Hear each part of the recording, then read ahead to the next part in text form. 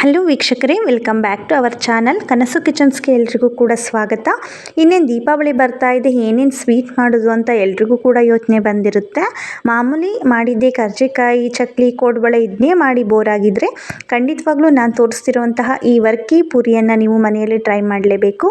ತುಂಬಾ ಟೇಸ್ಟಿಯಾಗಿರುತ್ತೆ, ಹಾಗೆ ಸಿಂಪಲ್ ಆಗಿರುತ್ತೆ. ಹೇಗೆ ಮಾಡೋದು ಅಂತ ತೋರಿಸ್ಕೊಡ್ತೀನಿ. ವಿಡಿಯೋನ ಸ್ಟಾರ್ಟ್ ಮಾಡೋಣ ಬನ್ನಿ.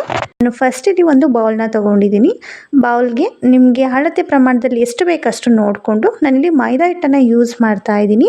ನೀವು ಬೇಕಿದ್ರೆ ಗೋಧಿ ಹಿಟ್ಟು ಕೂಡ ಯೂಸ್ ಮಾಡ್ಬೋದು. ನಾನಿಲ್ಲಿ 1.5 ಕಪ್ಪಷ್ಟು ಮೈದಾ ಹಿಟ್ಟನ್ನು ಹಾಕ್ಕೊಂಡಿದ್ದೀನಿ. 1 ಪಿಂಚಷ್ಟು ಸಾಲ್ಟ್ನ ಹಾಕ್ಕೊಂಡು ಒಂದ್ಸಲ ಡ್ರೈ ಮಿಕ್ಸ್ ಮಾಡ್ಕೊಳ್ಳೋಣ. ನಂತರ 2-3 ಟೇಬಲ್ ಸ್ಪೂನಷ್ಟು ತುಪ್ಪ ಹಾಕೋಬೇಕಾಗುತ್ತೆ. ತುಪ್ಪವನ್ನು ಹಾಕ್ಕೊಂಡು ಒಂದ್ಸಲ ಕ್ಲೀನಾಗಿ ಮಿಕ್ಸ್ ಮಾಡ್ಕೊಳ್ಳಿ. ಆ ತುಪ್ಪ ಕ್ಲೀನಾಗಿ ಮಿಕ್ಸ್ ಆಗಬೇಕು. ಹಿಟ್ಟಿನ ಪ್ರತಿಯೊಂದು ಭಾಗಕ್ಕೂ ಕೂಡ ಆ ತುಪ್ಪ ಕ್ಲೀನಾಗಿ ಮಿಕ್ಸ್ ಆಗಿರಬೇಕು.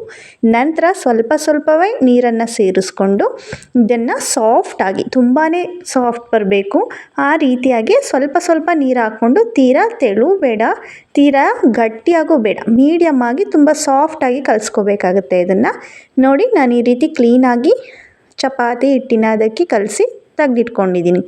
ನಂತರ ನಾವಿಲ್ಲಿ ಪಾಕವನ್ನು ರೆಡಿ ಮಾಡ್ಕೋಬೇಕಾಗುತ್ತೆ. ಹೆಚ್ಚು ಪಾಕ ಬೇಡ, ಎಷ್ಟು ಬೇಕು ಸ್ವೀಟ್ಗೆ ಎಷ್ಟು ಮಾಡ್ಕೋತೀವೋ ಅದ್ರ ತಕ್ಕನಂಗೆ ಮಾಡ್ಕೊಳ್ಳೋಣ. ನಾನಿಲ್ಲಿ 1.5 ಸೌಟಷ್ಟು ಸಕ್ಕರೆಯನ್ನು ಹಾಕ್ಕೊಂಡಿದ್ದೀನಿ. ನಂತರ ಇದಕ್ಕೆ ನೀರು ನಮಗೆ ಪಾಕ ಎಷ್ಟು ಬೇಕೋ ಅಷ್ಟು ಮಾಡ್ಕೋಬೋದು. ನಂತರ ಸ್ವಲ್ಪ ಏಲಕ್ಕಿ ಪೌಡರ್ನ ಹಾಕ್ಕೊಂಡಿದ್ದೀನಿ. 1 ಸ್ಪೂನಷ್ಟು ಬಿಳಿ ಎಳ್ಳು ಮತ್ತು ಸ್ವಲ್ಪ ಒಣ ಕೊಬ್ಬರಿ ಪೌಡರನ್ನು ಹಾಕ್ಕೊಂಡಿದ್ದೀನಿ. ನಂತರ ಅರಿಶಿನ ಪುಡಿಯನ್ನು ನಾನಿಲ್ಲಿ ಕಲರ್ಗೋಸ್ಕರ ಯೂಸ್ ಮಾಡಿದ್ದೀನಿ, ಅಥವಾ ಕೇಸರಿ ದಳಗಳನ್ನ ಕೂಡ ಯೂಸ್ ಮಾಡ್ಬೋದು. ಎಳ್ಳು ಬೇಡ ಅನ್ನೋರು ಕೂಡ ಇಲ್ಲಿ ಗಸಗಸೆಯನ್ನು ಯೂಸ್ ಮಾಡ್ಬೋದು, ತುಂಬಾ ಚೆನ್ನಾಗಿರುತ್ತೆ ಟೇಸ್ಟು. ನೋಡಿ, ಇದು ಪಾಕ ಒಂದೆಡೆ ಪಾಕ ಬರೋ ಅವಶ್ಯಕತೆ ಇಲ್ಲ. ಒಂದೆಡೆ ಪಾಕಕ್ಕೂ ಮುಂಚೆ ಇದನ್ನು ಪಾಕವನ್ನು ಆಫ್ ಮಾಡಿ ತೆಗೆದಿಟ್ಕೋಬೇಕಾಗುತ್ತೆ. ನಂತರ ನಾವೇನು ಹಿಟ್ಟನ್ನು ಕಲಸಿಟ್ಕೊಂಡಿದ್ವಿ ನೋಡಿ, ಪೂರಿ ಹಿಟ್ಟು ರೆಡಿ ಮಾಡಿಟ್ಕೊಂಡಿದ್ವಿ ನೋಡಿ, ಅದನ್ನೆಲ್ಲ ಈ ರೀತಿ ಕ್ಲೀನಾಗಿ 1 by 1 ಚಪಾತಿ ರೀತಿಯಲ್ಲಿ ಈ ರೀತಿ ಲಟ್ಟಿಸ್ಕೋಬೇಕಾಗುತ್ತೆ. ಲಟ್ಟಿಸ್ಕೋಬೇಕಾದ್ರೆ ಯಾವುದೇ ಗೋಧಿ ಹಿಟ್ಟು, ಮೈದಾ ಹಿಟ್ಟು, ಎಣ್ಣೆ ಯಾವುದ್ರ ಅವಶ್ಯಕತೆಯೂ ಇರೋದಿಲ್ಲ. ಅಷ್ಟು ಸಾಫ್ಟಾಗಿರುತ್ತೆ, ಅಷ್ಟು ಕ್ಲೀನಾಗಿ ಸಾಫ್ಟಾಗಿ ಬರುತ್ತೆ. ನಾನು 5 ಚಪಾತಿಗಳನ್ನ ಲಟ್ಟಿಸಿಟ್ಕೊಂಡಿದ್ದೀನಿ.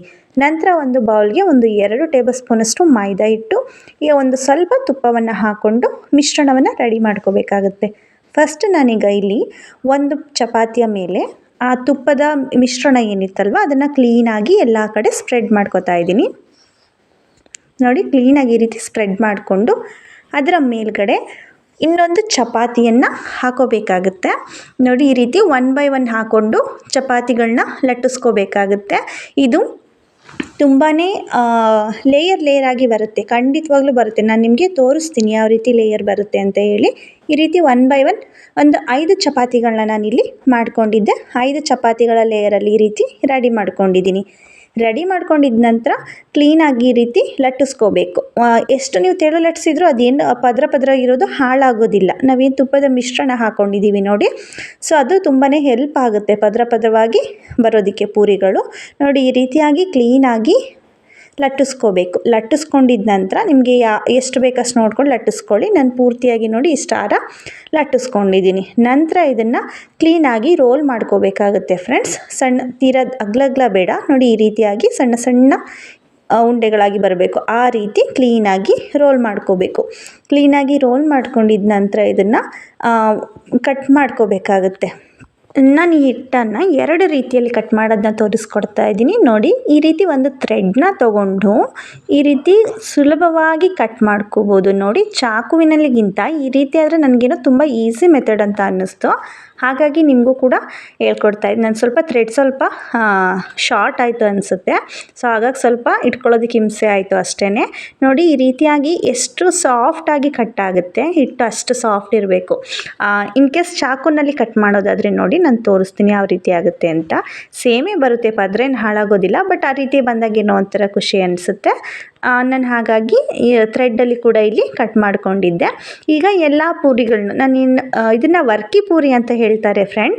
ಆ ವರ್ಕಿ ಪೂರಿಯನ್ನು ಈ ರೀತಿಯಾಗಿ ಕ್ಲೀನಾಗಿ ಜಸ್ಟಿಗೆ ಒಂದ್ಸಲ ಕೈನಲ್ಲಿ ಪ್ರೆಸ್ ಮಾಡ್ಕೊಂಡಿದ್ದೀನಿ. ನಂತರ ಲಟ್ಟಣಿಗೆಯಲ್ಲಿ ಈ ರೀತಿ ಇಷ್ಟು ಅಗಲವಾಗಿ, ಸ್ವಲ್ಪ ತೀರಾ ಅಗಲ ಬೇಡ, ಪೂರಿಗಿಂತ ಇನ್ನೂ ಕಡಿಮೆ ಶೇಪ್ನಲ್ಲಿ ಇದನ್ನು ರೆಡಿ ಮಾಡ್ಕೋಬೇಕಾಗತ್ತೆ. ನಂತರ ಕಾಯ್ದಿರುವಂತಹ ಎಣ್ಣೆಯಲ್ಲಿ ಈ ಎಲ್ಲ ವರ್ಕಿ ಪೂರಿಗಳನ್ನ ಕ್ಲೀನಾಗಿ ಬೇಯಿಸ್ಕೋಬೇಕು. ಇದು ತುಂಬ ಅಂದರೆ ತುಂಬಾ ಕ್ರಿಸ್ಪಿಯಾಗಿ ಬರುತ್ತೆ ಫ್ರೆಂಡ್ಸ್. ಇನ್ನೊಂದು ವಿಷಯ ಅಂದರೆ ಸ್ವಲ್ಪ ಕೂಡ ಸಾಫ್ಟಾಗಿರಲ್ಲ. ನಾವೇನು ಬೇಯಿಸ್ತೀವಲ್ವ ಆಗ ತುಂಬಾ ಕ್ರಿಸ್ಪಿಯಾಗಿರುತ್ತೆ. ಹಾಗೆ ಸಕ್ಕರೆ ಪಾಕದಲ್ಲಿ ಅದ್ದಿದಾಗ ಒಳಗಡೆ ತುಂಬಾ ಜ್ಯೂಸಿಯಾಗಿರುತ್ತೆ. ಮೇಲ್ಗಡೆ ಕ್ರಿಸ್ಪಿ ಅನಿಸಿದ್ರೆ ಒಳಗಡೆ ತುಂಬಾ ಜ್ಯೂಸಿಯಾಗಿರುತ್ತೆ ಈ ಸ್ವೀಟು. ನೋಡಿ ಈಗ ಆಲ್ಮೋಸ್ಟ್ ಇದು ಬೇಯ್ತಾ ಬಂದಿದೆ. ಈ ಪೂರಿಗಳನ್ನೆಲ್ಲ ನಾನು ತೆಗೆದಿಟ್ಕೋತಾ ಇದ್ದೀನಿ. ಇದೇ ರೀತಿ ಆಲ್ಮೋಸ್ಟ್ ಎಲ್ಲ ಪೂರಿಗಳನ್ನೂ ಕೂಡ ನಾನು ಇದೇ ರೀತಿಯಾಗಿ ತೀರಾ ಐ ಫ್ಲೇಮ್ನಲ್ಲಿ ಬೇಯಿಸ್ಕೊಳ್ಳೋದಕ್ಕೆ ಹೋಗ್ಬೇಡಿ, ಮೀಡಿಯಮ್ ಫ್ಲೇಮ್ನಲ್ಲೇ ಬೇಯಿಸ್ಕೊಳ್ಳಿ. ಯಾಕೆ ಅಂದರೆ ಐ ಫ್ಲೇಮ್ನಲ್ಲಿ ಬೇಯಿಸ್ಕೊಳ್ಳೋದ್ರಿಂದ ತುಂಬ ಬೇಗ ಕ್ರಿಸ್ಪಿ ಕಲರ್ ಚೇಂಜ್ ಆಗುತ್ತೆ, ಬಟ್ ಒಳಗಡೆ ಹಸಿ ಅನ್ನಿಸ್ಬಿಡುತ್ತೆ. ಸೊ ಹಾಗಾಗಿ ಒಳಗಡೆ ಕೂಡ ಕ್ರಿಸ್ಪಿ ಆಗೋಷ್ಟು ಇದನ್ನು ಬೇಯಿಸ್ಕೋಬೇಕು. ನಂತರ ನೋಡಿ ನಾನೇನು ಸಕ್ಕರೆ ಪಾಕ ರೆಡಿ ಮಾಡ್ಕೊಂಡಿದ್ದೆ ಅಲ್ವಾ, ಆ ಸಕ್ಕರೆ ಪಾಕದಲ್ಲಿ ಈ ವರ್ಕಿ ಪೂರಿಗಳನ್ನ ಕ್ಲೀನಾಗಿ ಅಷ್ಟು ಪೂರಿಗಳನ್ನ, ಈಗ 3 ಪೂರಿ ನಾನು ಹಾಕಿದ್ದೀನಲ್ವ, ಇವನ್ನ ಒಂದು 3ರಿಂದ 4 ನಿಮಿಷ ಸಕ್ಕರೆ ಪಾಕದಲ್ಲಿ ನೆನೆಯೋದಕ್ಕೆ ಬಿಟ್ಟು ನಂತರ ಒಂದು ಪ್ಲೇಟ್ಗೆ ಶಿಫ್ಟ್ ಮಾಡ್ಕೋಬೇಕಾಗುತ್ತೆ. ನೋಡಿ ಇಷ್ಟೇ ಸಿಂಪಲ್, ತುಂಬಾ ಕ್ರಿಸ್ಪಿಯಾಗಿರುತ್ತೆ, ತುಂಬಾ ಟೇಸ್ಟಿಯಾಗಿರುತ್ತೆ ಈ ಸ್ವೀಟು. ವರ್ಕಿ ಸ್ವೀಟ್ ರೆಸಿಪಿ ಹೇಗೆ ಮಾಡೋದು ಅಂತ ತೋರಿಸ್ಕೊಟ್ಟಿದ್ದೀನಿ. ನೋಡಿದ್ರಿ ಅಲ್ವಾ ಎಷ್ಟು ಈಸಿಯಾಗಿ ಸಿಂಪಲ್ಲಾಗಿ ಮಾಡ್ಬೋದು ಅಂತ. ನಂತರ ನಾನೀಗ ಇಲ್ಲಿ ಕೊನೆಯದಾಗಿ ಬಾದಾಮಿಗಳನ್ನ ಸ್ವಲ್ಪ ಹಾಗೆ ತುರಿದು ಮೇಲ್ಗಡೆ ಹಾಕ್ಕೊಂಡಿದ್ದೀನಿ. ತುಂಬಾ ಚೆನ್ನಾಗಿರುತ್ತೆ ಬಾದಾಮಿ ಕೂಡ. ನೀವು ಈ ರೀತಿ ಟೇಸ್ಟ್ ಮಾಡಿ ನೋಡಿ ಒಂದ್ಸಲ. ತುಂಬ ಅಂದರೆ ತುಂಬಾ ಟೇಸ್ಟ್ಫುಲ್ಲಾಗಿರುವಂತಹ ಸ್ವೀಟ್ ರೆಸಿಪಿ ಇದು. ಯಾರಿಗೆಲ್ಲ ನಾನು ತೋರಿಸಿರುವಂತಹ ಈ ವರ್ಕಿ ಪೂರಿ ರೆಸಿಪಿ ಇಷ್ಟ ಆಗಿದೆಯೋ ಪ್ಲೀಸ್ ಲೈಕ್ ಮಾಡಿ, ಶೇರ್ ಮಾಡಿ. ಹಾಗೆ ನನ್ನ ಚಾನಲನ್ನು ಇನ್ನೂ ಯಾರೆಲ್ಲ ಸಬ್ಸ್ಕ್ರೈಬ್ ಮಾಡದೆ ಹಾಗೆ ನೋಡ್ತಾ ಇದ್ದೀರೋ ಪ್ಲೀಸ್ ಸಬ್ಸ್ಕ್ರೈಬ್ ಮಾಡ್ಕೊಳ್ಳಿ. Thank you for watching.